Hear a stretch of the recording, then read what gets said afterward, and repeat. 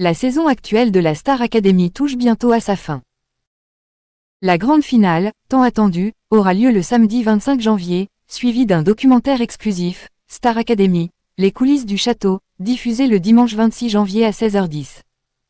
Depuis le 11 janvier, les demi-finales battent leur plein. Lors du dernier prime, Marine et Charles se sont affrontés dans une compétition intense, enchaînant les prestations musicales pour convaincre les téléspectateurs. Les deux complices ont même interprété sur scène une chanson avec Sting et Shaggy. Le verdict a été sans appel, Charles a quitté l'aventure, malgré le soutien fervent de ses fans sur les réseaux sociaux. Marine, quant à elle, a été sauvée par le public, confirmant son statut de favorite. Le prochain prime promet d'être spectaculaire. Franck et Ebony donneront tout pour décrocher la dernière place en finale. À leur côté, des invités prestigieux viendront enflammer la scène, Youssou N'Dour, Marc Lavoine, Zaz, le groupe 4 sont trisés, selon les rumeurs, une star internationale encore non dévoilée. Pour les deux, l'enjeu est immense.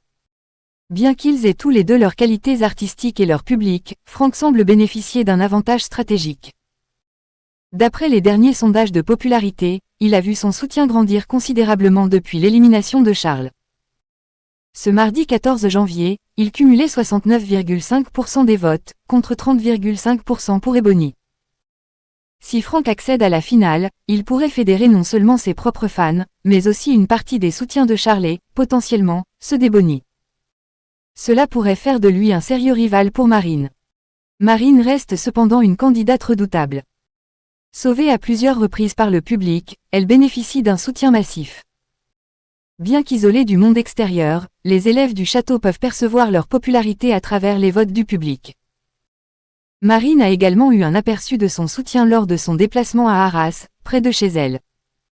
Plus de 1000 personnes sont venues l'encourager. Une fan présente sur place a confié au journal La Voix du Nord, « On a voté pour elle. Elle est de chez nous donc on la soutient, et elle a du talent. » Ce soutien local et l'engouement général autour de son parcours en font une candidate difficile à battre.